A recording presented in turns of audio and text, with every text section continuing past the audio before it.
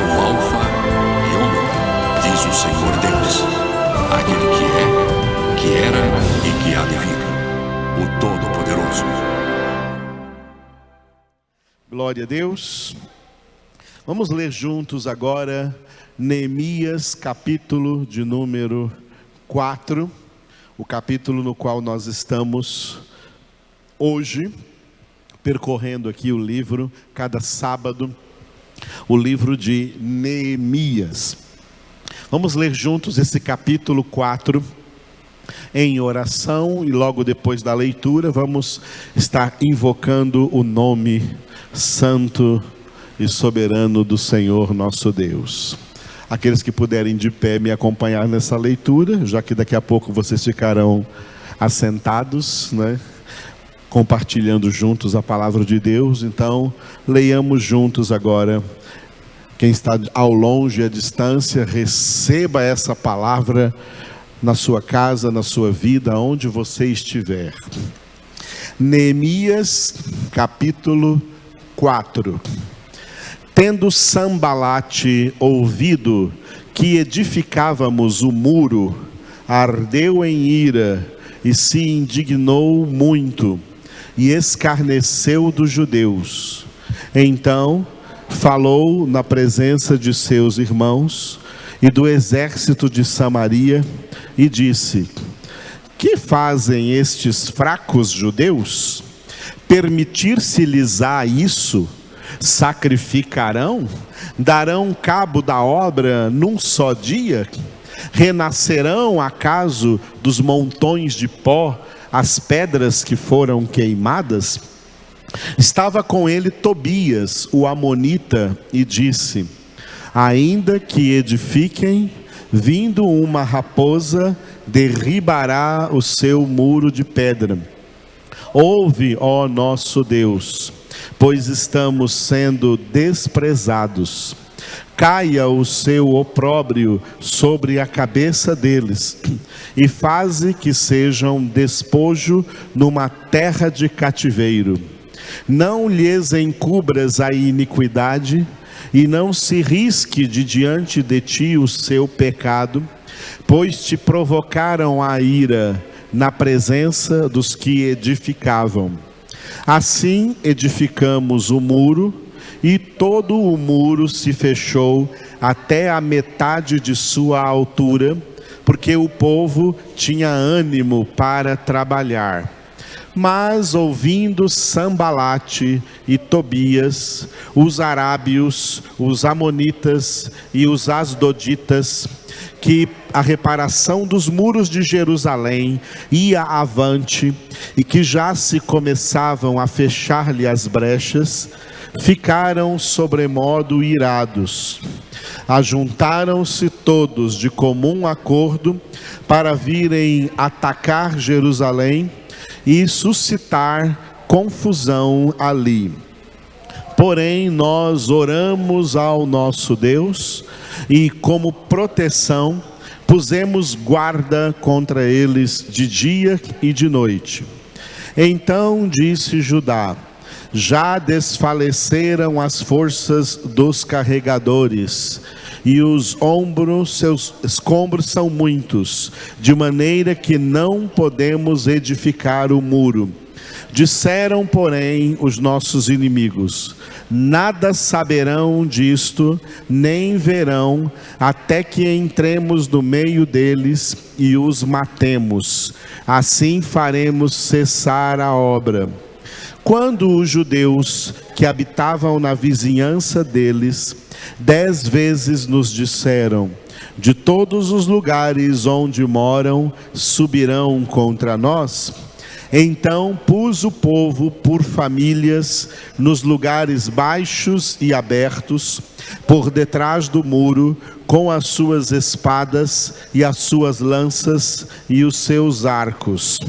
Inspecionei, dispus-me e disse aos nobres, aos magistrados e ao resto do povo: não os temais, lembrai-vos do Senhor, grande e temível, e pelejai pelos vossos irmãos, vossos filhos, vossas filhas, vossa mulher e vossa casa. E sucedeu que, ouvindo os nossos inimigos, que já o sabíamos e que Deus tinha frustrado o desígnio deles, voltamos todos nós ao muro, cada um à sua obra.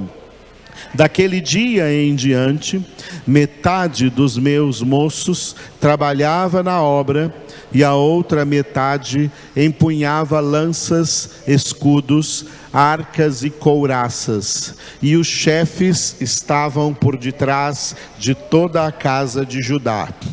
Os carregadores, que por si mesmos tomavam as cargas, cada um com uma das mãos fazia a obra e com a outra segurava a arma. Os edificadores, cada um trazia a sua espada à cinta, e assim edificavam. O que tocava a trombeta estava junto de mim.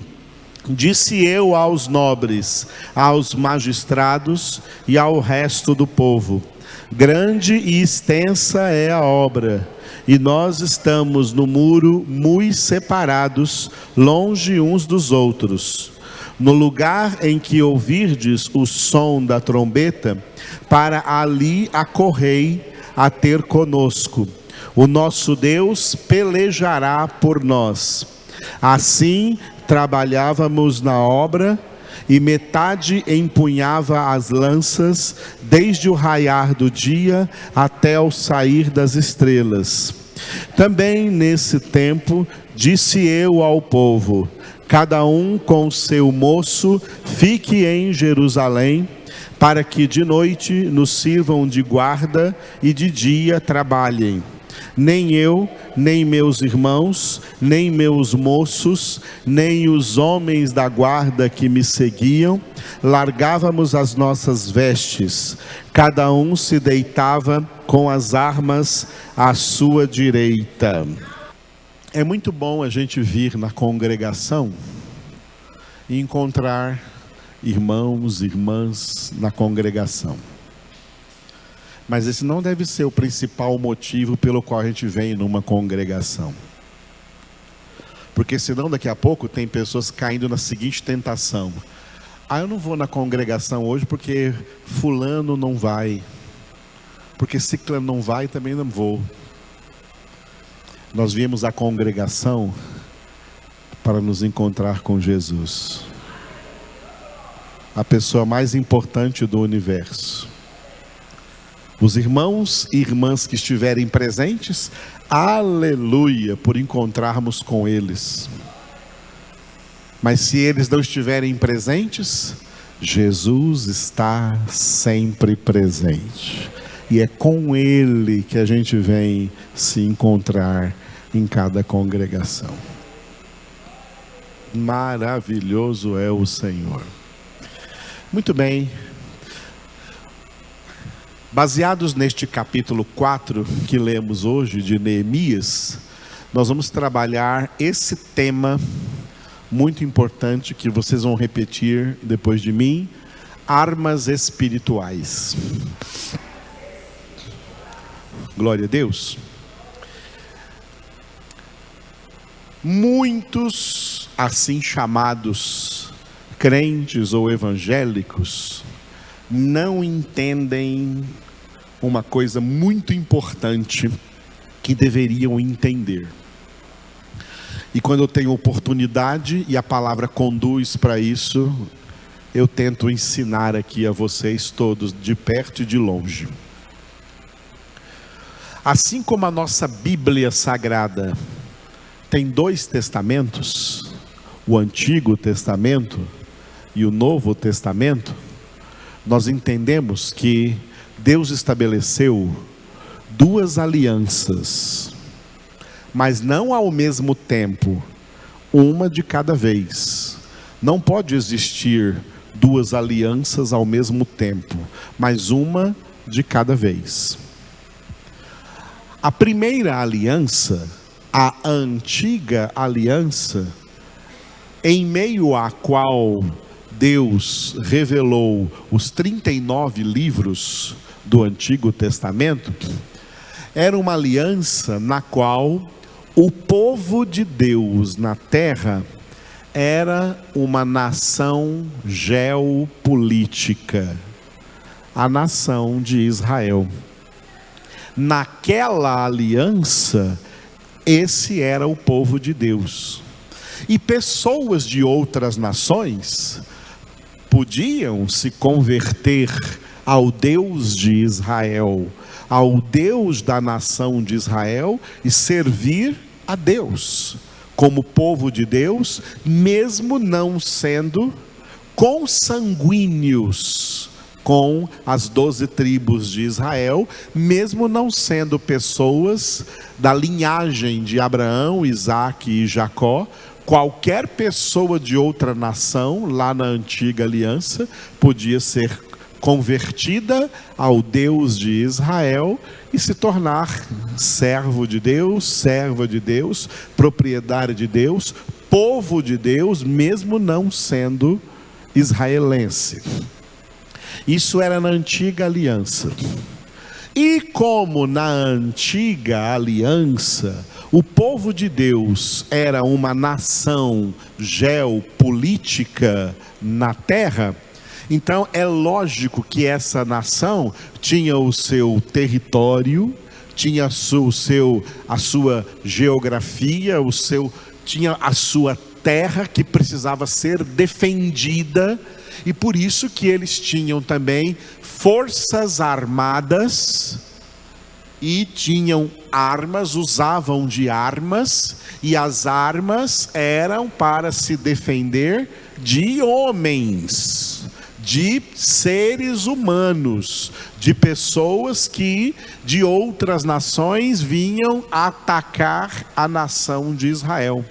Como uma nação geopolítica, era uma nação física e materialmente armada.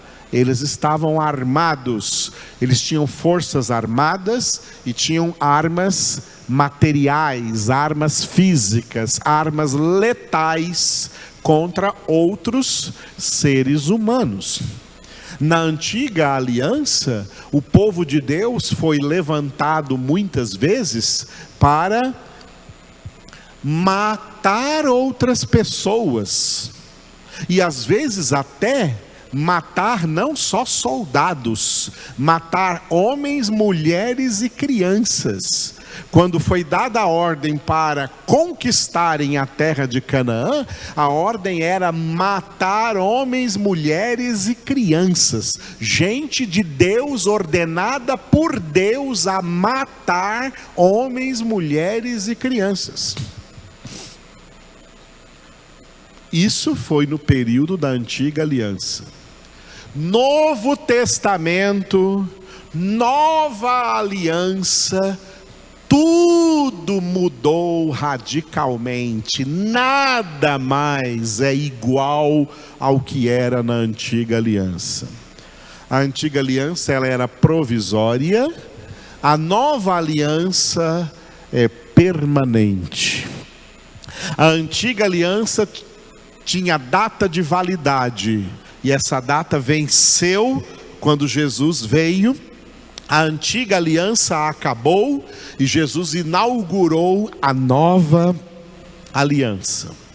Agora, o povo de Deus da nova aliança não é uma nação geopolítica, não é uma nação física, material, geográfica, terrena aqui nesse planeta. O povo de Deus na nova aliança é um povo espiritual, é uma nação espiritual, uma nação espiritual que não possui nenhum palmo de terra nesse planeta. Um povo cuja pátria está no céu, a Nova Jerusalém. E esse povo, portanto, aqui na terra, o novo povo de Deus, o povo da nova aliança, não precisa de forças armadas. e não precisa matar mais ninguém aqui na terra. O mesmo Deus que mandou o povo da antiga aliança matar pessoas, na nova aliança não é para matar ninguém, porque a nossa luta não é contra homens.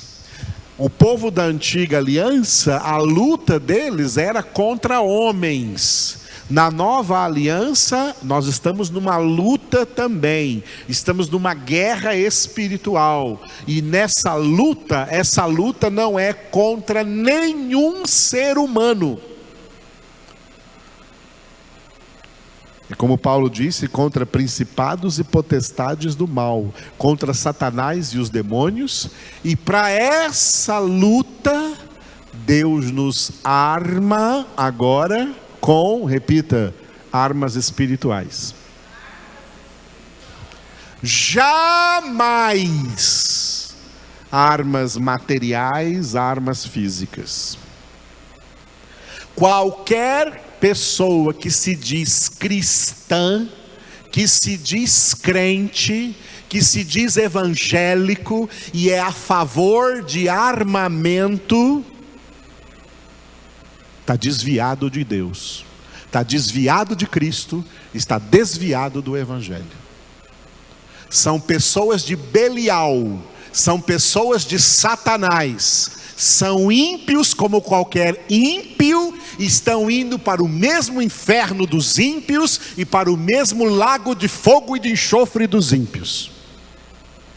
Filhos de Deus não usam armas fisicamente letais contra outros seres humanos, porque filhos de Deus são chamados na doutrina do reino de Deus de pacificadores.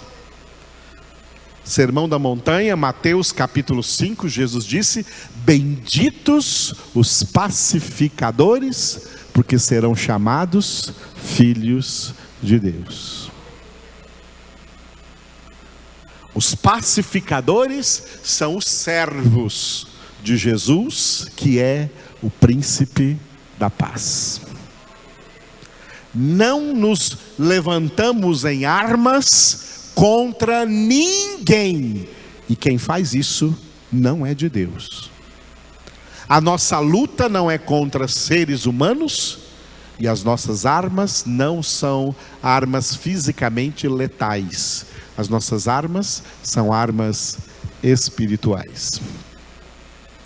Essa é uma das grandes diferenças entre o povo da antiga aliança e o povo da nova aliança.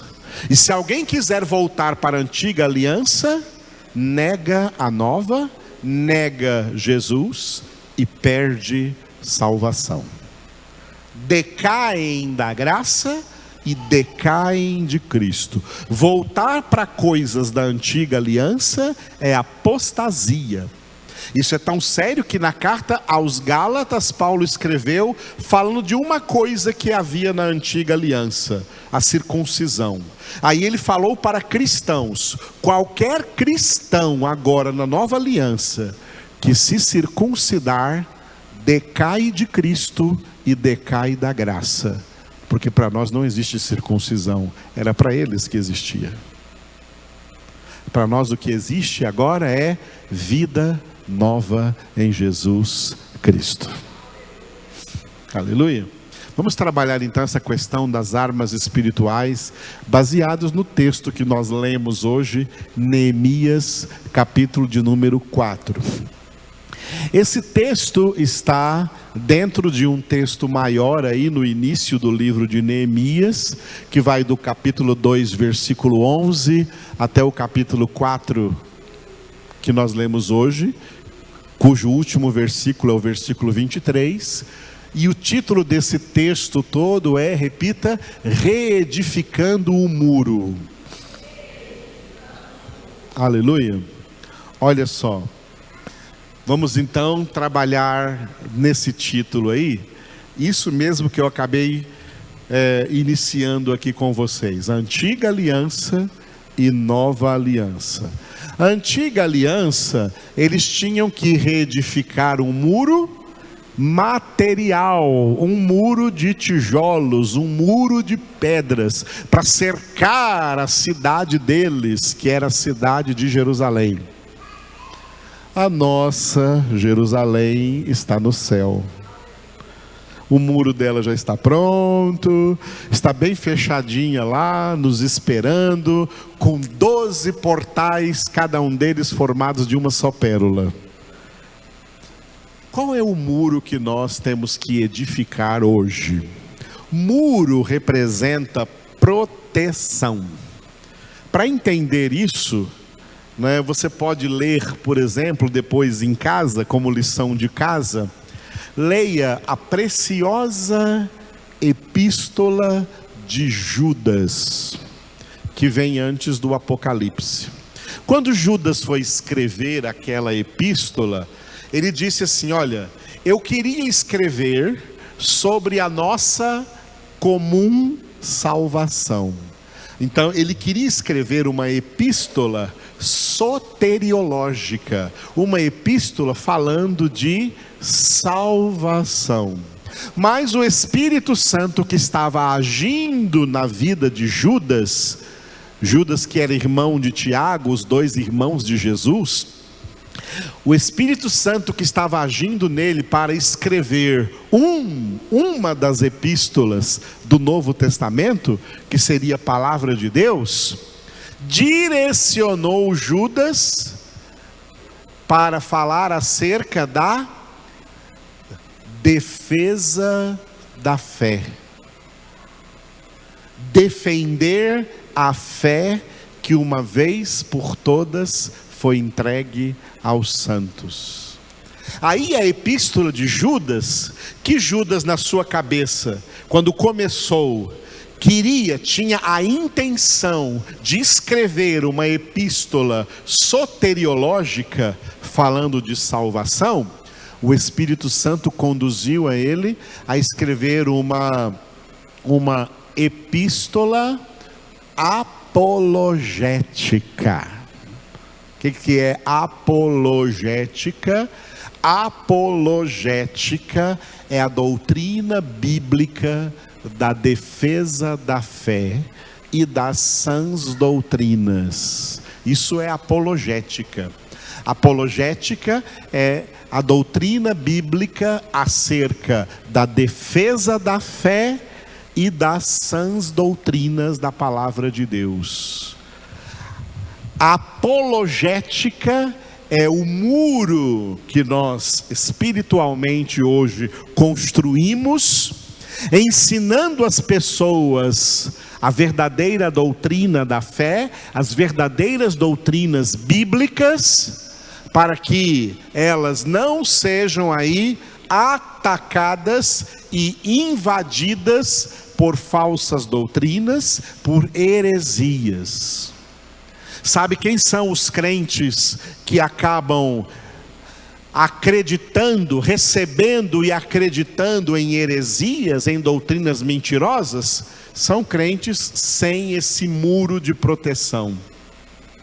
São crentes que, por ignorância da palavra de Deus, acabam acreditando em doutrinas erradas.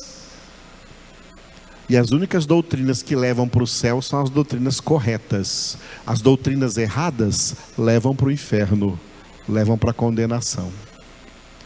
Edificar o muro para nós hoje, espiritualmente, não é nenhum muro de concreto. Edificar o muro é trabalhar a defesa da fé genuinamente bíblica e de todas as sãs doutrinas bíblicas.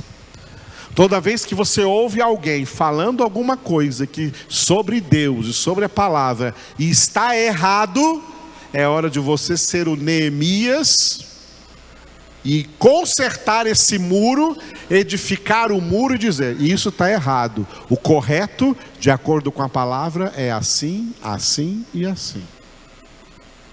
Isso se chama apologética. Por que tem esse nome? Porque vem daquele personagem chamado Apolo, que surgiu no contexto do livro dos Atos dos Apóstolos, e que era alguém que defendia, pregava e ensinava, defendendo a genuína fé cristã, a genuína fé em Jesus Cristo. Por isso, a partir desse personagem chamado Apolo, surge então essa doutrina bíblica muito importante, acerca da qual Judas trabalhou, acerca da qual Pedro trabalhou em 2 Pedro capítulo 2, Paulo também trabalhou em muitas de suas epístolas, e a palavra de Deus toda trabalha essa doutrina chamada apologética, a defesa da verdadeira fé bíblica e das verdadeiras sãs doutrinas bíblicas da palavra de Deus, para que ninguém seja induzido ao erro, porque o erro leva para a apostasia e para a condenação. Por isso, o livro de Neemias, para nós hoje, significa isso. Na antiga aliança, eles estavam construindo um muro físico, visível. Nós estamos construindo um muro invisível, um muro espiritual, para declarar o que é verdadeiramente palavra de Deus e saber distinguir a verdadeira palavra de Deus daquilo que não é doutrina de Deus, não é doutrina correta na palavra. Glória a Deus. Filhos de Deus têm que entender muito bem de Bíblia para saber a diferença entre o certo e o errado. Amém? Isso significa então toda essa questão que nós estamos lendo aqui em Neemias, de reedificar o muro. Esse texto todo aí, ele tem uma introdução, que são os últimos versículos do capítulo 2, versículos de 11 a 20, cujo título é, diga, edifiquemos. Falar isso hoje significa o quê? Diga, edifiquemos. Vamos edificar vidas. Nós somos salvos com o propósito de Deus de sermos edificadores de vidas, ensinando para eles a correta palavra de Deus. Aleluia. Olha uma postura errada que nenhum evangélico deveria ter. Ah, fulano de tal aí é meu parente, ou é meu colega de trabalho, ou é meu colega de escola, ou é meu vizinho, né? Ele entende a palavra de Deus tudo errado, mas não vou falar nada para ele não, senão vai ficar chateado comigo. Errado. Se ele não está entendendo direito, se ele está crendo em doutrinas erradas, e Deus colocou essa pessoa nas suas circunstâncias, é porque Deus te enviou para dizer para essa pessoa qual é a verdade. Aleluia. Ah, mas vai ficar bravo comigo, tá? Vai ficar bravo comigo. Então aprenda isso daqui. Se você ver um pitbull roendo um osso, não tente tirar o osso dele, que ele vai te morder. Mas se você, ao invés de tentar tirar o osso, se aproximar dele com um bife bem suculento, ele vai largar o osso e preferir o bife, e vai ser seu amigo. Então, sabe o que significa isso? Que você precisa ser sábio para saber como abordar cada pessoa em suas circunstâncias com a palavra de Deus. O que você nunca pode ser é omisso diante de tudo que você escuta por aí, ao seu redor, aonde você vai. Se está errado, você tem que se manifestar. Olha, isso aqui está errado. Herodes estava numa postura errada, e João Batista foi lá bater na porta dele e dizer: olha, o que você está fazendo está errado. Você não pode estar casado com a mulher do seu irmão. Foi por causa disso que ele morreu? Foi. É por causa disso que quem prega a verdade morre. Mas quem se omite, morre espiritualmente. Porque a palavra de Deus não foi feita para ficar acorrentada dentro de nós. O que eu vos falo aos ouvidos, publicai-o de cima dos telhados. Quer gostem disso ou não. Edifiquemos. Os capítulos 3 e 4, do 3:1 até o 4:23, tem o título, diga, edificação e oposição. É lógico que se nós somos edificadores, vamos encontrar muita oposição contra aquilo que nós fazemos. Não tem como não encontrar oposições ao que nós fazemos. Jesus declarou isso: sereis odiados de todos por causa do meu nome. Aleluia. Sabe por que nós somos muito amados por Deus? Sabe por que nós somos muito amados por Deus? Porque Deus nos ama de maneira tão suficiente para nós não precisarmos do amor de mais ninguém. Para não precisarmos do amor de mais ninguém. Se tivermos amor de mais alguém, é lucro. Mas Deus já nos ama suficiente. Deus nos ama o suficiente porque o amor de Deus, o suficiente, mais que suficiente e transbordante amor de Deus em nossas vidas, nos dá condições espirituais, mentais, emocionais e até físicas de suportar o ódio de quem quer que seja. Por mais que alguém nos odeie, esse ódio nunca será mais forte do que o amor que Deus tem por nós em Cristo Jesus. Não foi por isso que Paulo escreveu Romanos 8? Olha, nesse mundo somos tratados como ovelhas para o matadouro, mas em meio a todas essas coisas somos mais que vencedores, porque olha o que Paulo diz, que coisa linda: eu estou bem certo de que nem a morte, nem a vida, nem os anjos, nem os principados, nem as potestades, nem o presente, nem o futuro, nem a fome, nem a nudez, nem o perigo, nem a espada, nada pode nos separar do amor que Deus nos testemunha em Cristo Jesus, nosso Senhor. Está com medinho de enfrentar ímpios, sujos, com a verdade e dizer para eles na cara deles qual é a verdade? Então você não está experimentando o amor de Deus na sua vida, porque o amor de Deus sempre será infinitamente superior a qualquer oposição ou adversidade que você encontrar. Analise como está o seu relacionamento com Deus.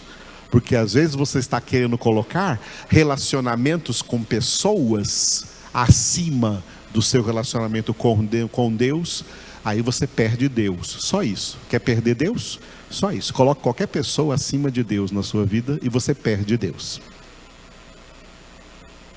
Por isso Jesus disse: se alguém amar seu pai, sua mãe mais do que a mim, não é digno de mim. Qualquer pessoa que você amar mais do que o Senhor, respeitar mais do que o Senhor, torna você uma pessoa indigna do Senhor. Ou não é Ele o teu Salvador? Alguma dessas pessoas que você respeita tanto que por respeito nem prega para elas, alguma dessas pessoas tem algum poder para te salvar? Quem te salvou foi Jesus. E Jesus disse: sereis minhas testemunhas.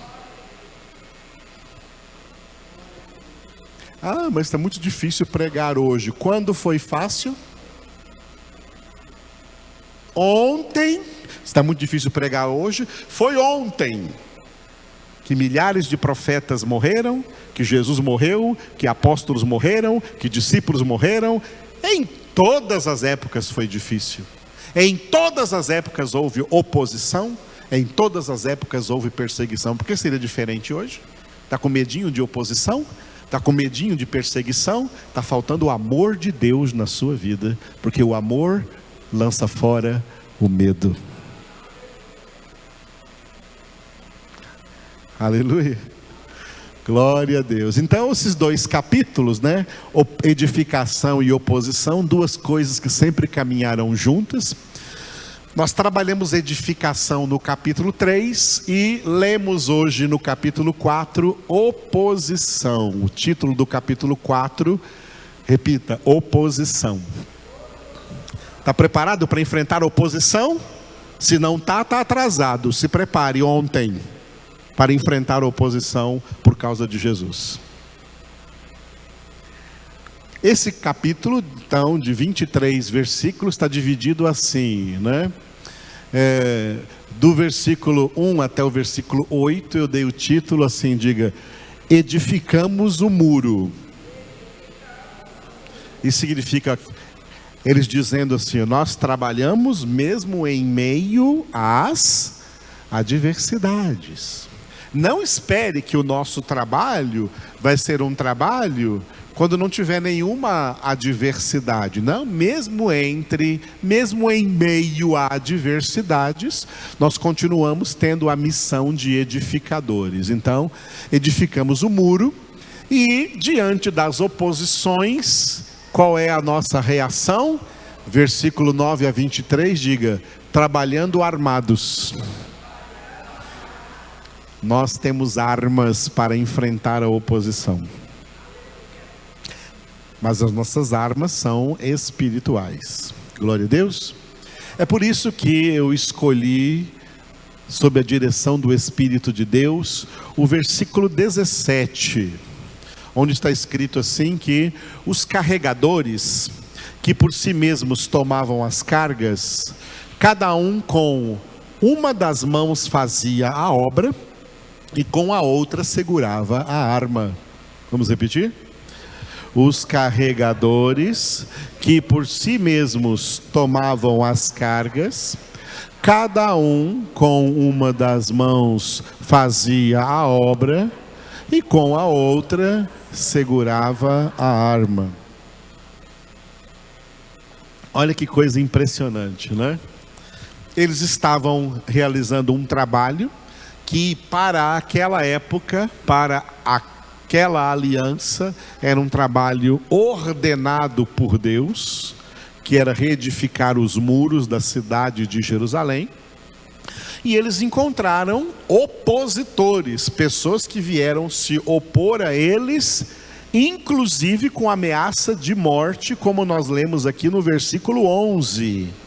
Olha que no versículo 11, na sua Bíblia, os inimigos diziam: nada saberão, nem verão, até que entremos no meio deles e os matemos, e assim faremos cessar a obra. A oposição que eles enfrentaram não era meramente uma oposição de ideias, não era meramente uma oposição de palavras. Eles enfrentaram ameaça de morte. E como era na antiga aliança, então o que eles tiveram que fazer? Por causa das ameaças deles, vamos interromper o trabalho? Não, porque Deus mandou a gente fazer esse trabalho. Vamos fazer o que Deus mandou com uma das mãos e vamos segurar a arma com a outra mão. Ou seja, nenhuma oposição, nenhum tipo de oposição, nenhum tipo de adversidade pode ser uma desculpa para não realizarmos a obra de Deus, para não realizarmos a nossa missão, porque nós todos somos missionários do Senhor. Nós todos somos missionários de Deus nessa terra, todos somos testemunhas de Jesus nessa terra. E adversidades não são motivo para nos omitirmos omissão. Olha só, missão, coloca um O na frente, ela vira omissão. Omissão é não realizar a missão. Eu não vou realizar a missão porque tem muitas adversidades, tem muitas oposições, tem muita gente que vai ficar contra. Não. Nós temos que realizar a nossa missão apesar de qualquer oposição, apesar de qualquer adversidade que se levante contra nós. O que não podemos é nos omitir, porque quando nos omitimos, caímos em um dos ais da Bíblia que Paulo escreveu: ai de mim, se eu não pregar o Evangelho. Põe a mão sobre você assim, em casa também, põe a mão sobre você e diga: ai de mim, se eu não pregar o Evangelho.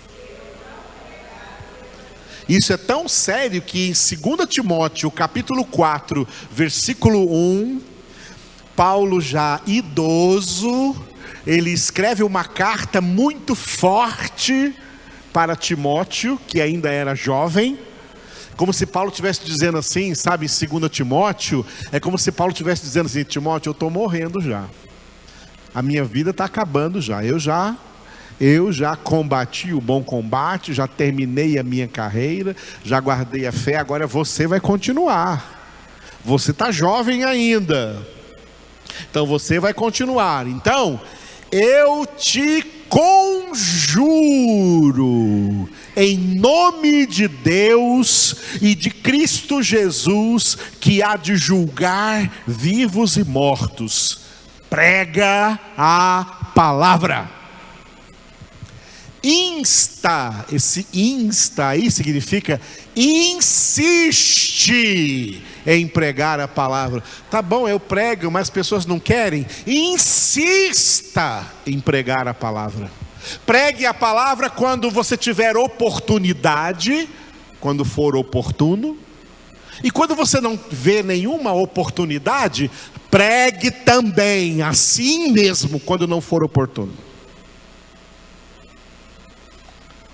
Porque chegará o tempo em que não suportarão a sã doutrina, mas cercar-se-ão de mestres, segundo as suas próprias cobiças, como que sentindo coceiras nos ouvidos, rejeitarão a verdade, dando ouvido às fábulas.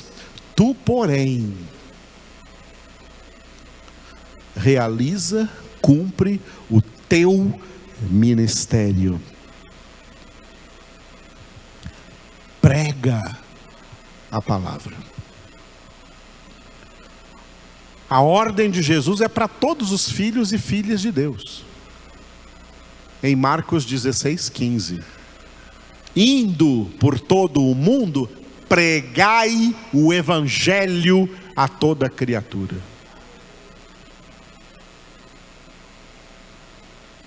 Tem pais que não estão nem pregando nem para os filhos. Para quem que eles vão pregar?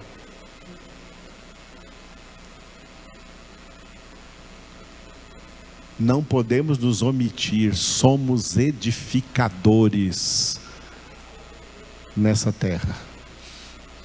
Glória a Deus. Tem oposição? Claro que tem. Só que nós hoje sabemos aonde está a origem dessa oposição.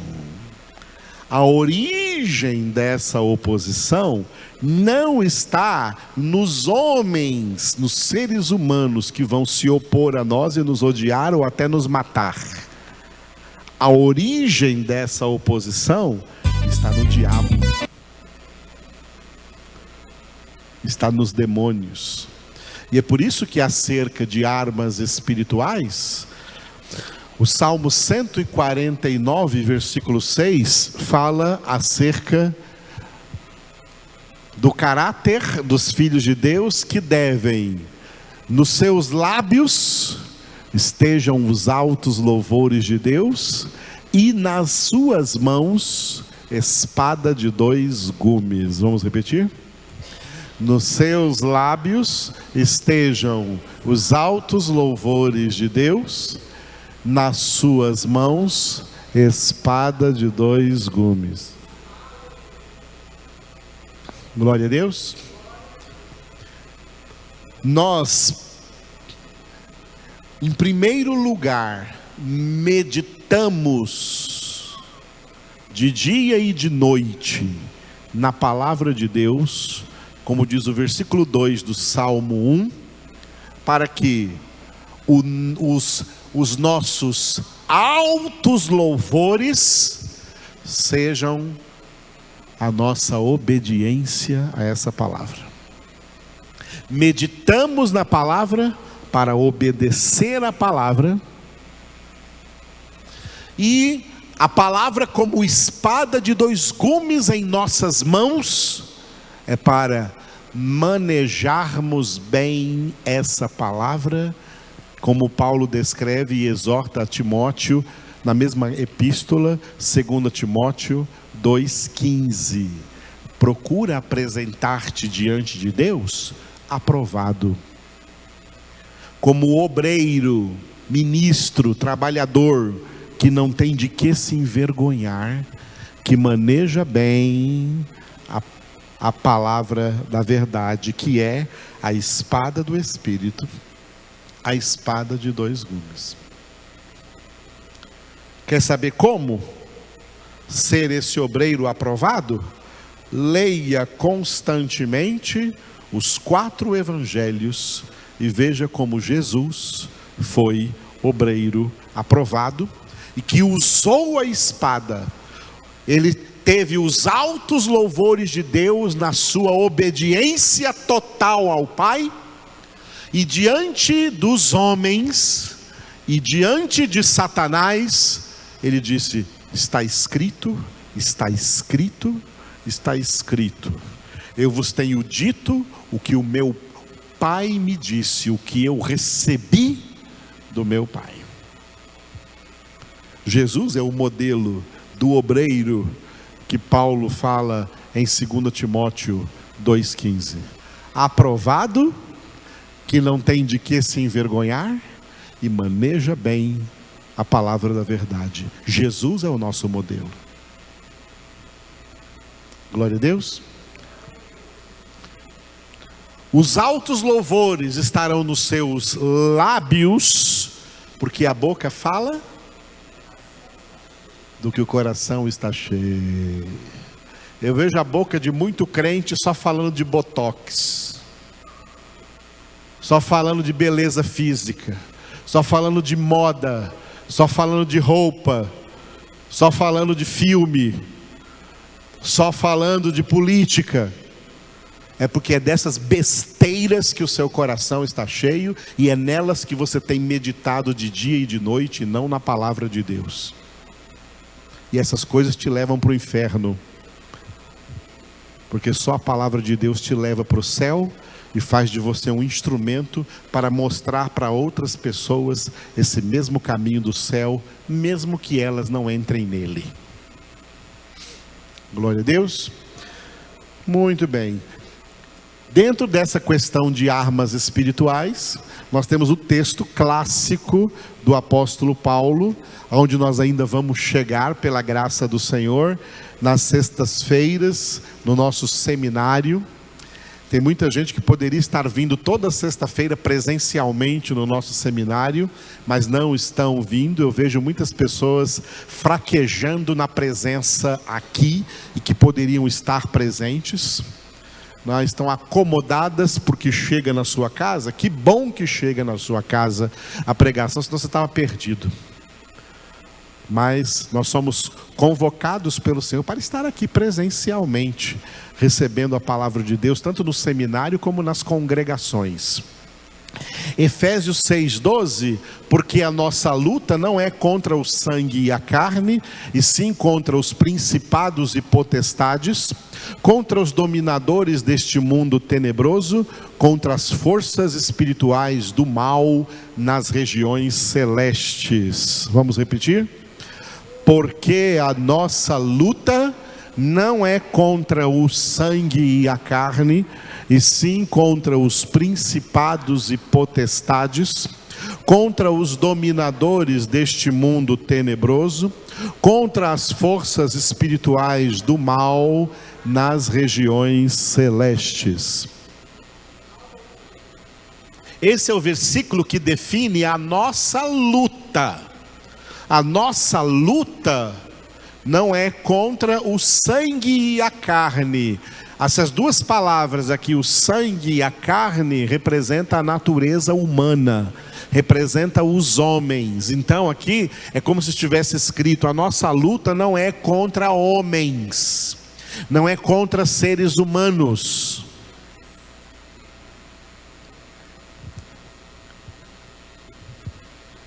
Nós, diante de todos os seres humanos, nós temos que amá-los, abençoá-los, orar em favor deles e pregar para eles o Evangelho, e pregar para eles um Evangelho temperado com o nosso testemunho de vida. É isso que nós temos que fazer com todos os homens, sejam eles quem forem e sejam quais forem suas reações. Não nos interessa como vão reagir. O que não podemos é deixar de fazer o que temos que fazer. A nossa luta não é contra eles. Não temos que lutar contra homens, não temos que discutir com homens. Anunciar o Evangelho não é discutir o Evangelho, é anunciar o Evangelho. Somos anunciadores e não discutidores. Somos anunciadores do Evangelho. Jesus anunciava e dizia: quem tem ouvidos para ouvir, ouça. Pregue o Evangelho, quem crer e for batizado será salvo, quem não crer será condenado. O problema deles. Quem vos ouve, a mim ouve, quem vos rejeita, a mim rejeita. Amém? Glória a Deus. A nossa luta não é contra homens, mas contra aquele que age nos homens. Quem é que age nos homens? De acordo com Efésios capítulo 2, versículo 2. Os homens que seguem o curso desse mundo, segundo o príncipe da potestade do ar, o espírito que atua nos filhos da desobediência. A nossa luta é contra eles. Toda vez que eu vou pregar o Evangelho para alguém, antes eu dou a seguinte ordem para Satanás: você não vai falar na boca dessa pessoa, nem você e nenhum dos seus demônios, quando eu estiver pregando para eles o Evangelho. Não vai tapar os ouvidos dele, ele vai ouvir o que eu tenho para falar. A nossa luta é contra o diabo, contra o que age nas pessoas, e não contra as pessoas. E quais são as nossas armas para essa luta? Esse texto de 2 Coríntios, capítulo de número 10, é o texto precioso acerca das armas espirituais dos eleitos de Deus. Vamos ler juntos 2 Coríntios 10, de 3 a 5. Porque, juntos, porque embora andando na carne, não militamos segundo a carne, porque as armas da nossa milícia não são carnais, e sim poderosas em Deus para destruir fortalezas, anulando nós sofismas e toda altivez que se levante contra o conhecimento de Deus, e levando cativo todo pensamento à obediência de Cristo. Olha que texto, esse texto é muitíssimo precioso. Isso aqui é texto para um retiro espiritual, né? De 3 dias. O primeiro dia no versículo 3, o segundo dia no versículo 4 e o terceiro dia no versículo 5. Pregando desde de manhã até a hora de dormir de noite. Que precioso é esse texto. Versículo 3, andando na carne significa vivendo aqui, na terra. Vivendo aqui nesse estágio de vida. Isso aqui que significa esse andando na carne aqui. Andando na carne não é sendo carnal, não. Esse andando na carne aqui é vivendo aqui na terra. Nós estamos vivendo aqui na terra, que é um território inimigo, mas apesar de ser um território inimigo, de ser um território adverso, também é o nosso campo missionário. A terra é o nosso campo missionário. O mundo é o nosso campo missionário, onde nós temos que realizar a nossa missão, da qual não podemos nos omitir. Portanto, enfrentamos aqui uma luta, uma milícia. Militar aqui é o verbo lutar. Não militamos segundo a carne, não lutamos segundo a carne. Embora andando na carne, não lutamos segundo a carne. Por quê? As armas. Por que as armas aqui vêm no plural? O que são no plural as armas da nossa milícia? Milícia é luta. As armas da nossa luta. Por que essas armas vêm aqui no plural? Por causa da pluralidade doutrinal da Bíblia. A pluralidade de doutrinas da palavra de Deus. Todas as sãs doutrinas da palavra de Deus são as armas da nossa milícia. Por isso que nós, meditando de dia e de noite na palavra de Deus, vamos conhecendo uma por uma dessas doutrinas, para que no momento exato, diante de quem quer que seja, essa palavra possa sair de nossos lábios e edificar essas vidas. Não saia da vossa boca nenhuma palavra torpe, mas somente a que for boa para edificação e que traga proveito àqueles que ouvem. Nós fomos salvos para ser cheios do conhecimento da palavra de Deus, conhecer todas as suas sãs doutrinas, porque elas são as armas da nossa milícia. Não são armas apenas para nós atacarmos diretamente a Satanás e os demônios, mas são armas para nós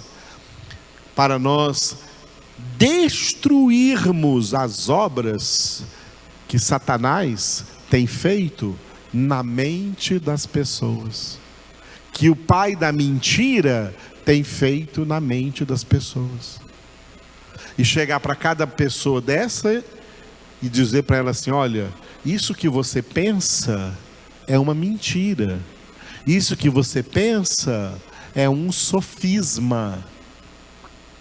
A verdade é essa aqui, ó. Está escrito assim. Está escrito assim. Expulsar Satanás, expulsar demônios de uma vida, não é só repreender o demônio, o diabo, e dizer saia em nome de Jesus. Não. É colocar dentro dessa vida a palavra de Deus, e a palavra de Deus expulsa o diabo daí de dentro, eliminando a mentira que ele tinha plantado na mente dessa pessoa, anulando os sofismas que ele colocou na mente dessa pessoa. Só as doutrinas bíblicas contidas em toda a palavra de Deus são armas espirituais poderosas em Deus para destruir fortalezas, anulando nossos sofismas, anulando também toda altivez que se levante contra o conhecimento de Deus, e levando cativo todo pensamento à obediência de Cristo. Que maravilha, irmãos. Eu preciso encerrar essa palavra levantando aqui uma lamentação de como o povo aí na terra, que tem se chamado de povo de Deus, ou de crentes, ou evangélicos, ou cristãos, ou protestantes, membros de alguma denominação evangélica ou protestante, como não estão fazendo nada, absolutamente nada do que deveriam estar fazendo. Não estão fazendo, não sabem como fazer, não são ensinados como fazer, e não recebem o conteúdo, não recebem nessas igrejas o conteúdo necessário para fazer. Que lástima. Sabe o que isso significa? Que essas igrejas se tornam nulas, porque são sal que perdeu o seu sabor, fogo que não queima, luz que não ilumina. É só uma aparência de religiosidade que não tem poder nem contra os pecados deles, nem contra a sensualidade, e são joguetes de Satanás piores do que qualquer ímpio que há na terra. Onde estão os verdadeiros homens de Deus? Onde estão as verdadeiras mulheres de Deus? Onde estão as verdadeiras famílias de Deus, dizendo: eu e minha casa servimos o Senhor?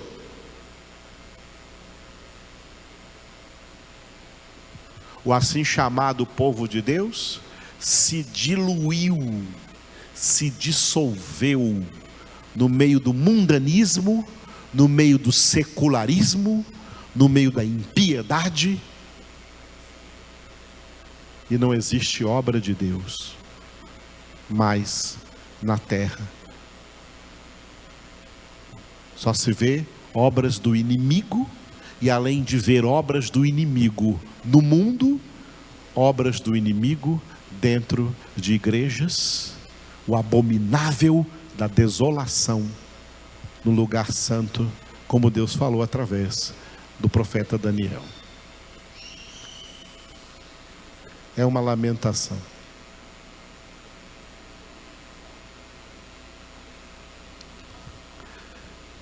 Se o povo de Deus se voltasse para o Senhor, aqui está para nós hoje o significado dessa palavra de Crônicas.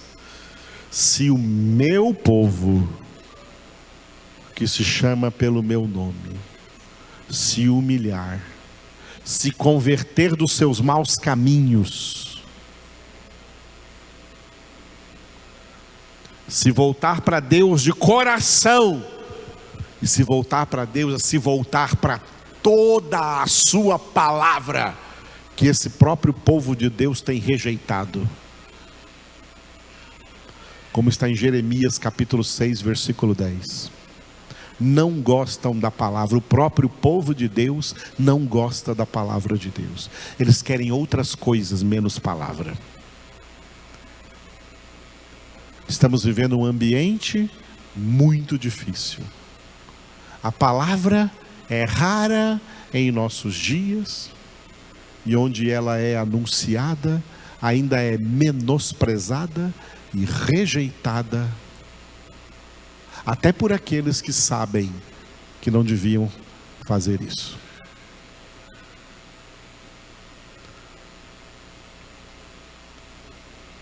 Mas como Neemias, eu aqui, o pastor Edivaldo, enquanto o Senhor me der vida, respiração e movimento, não cessarei de anunciá-la e de ensiná-la, nem que seja para 4 paredes.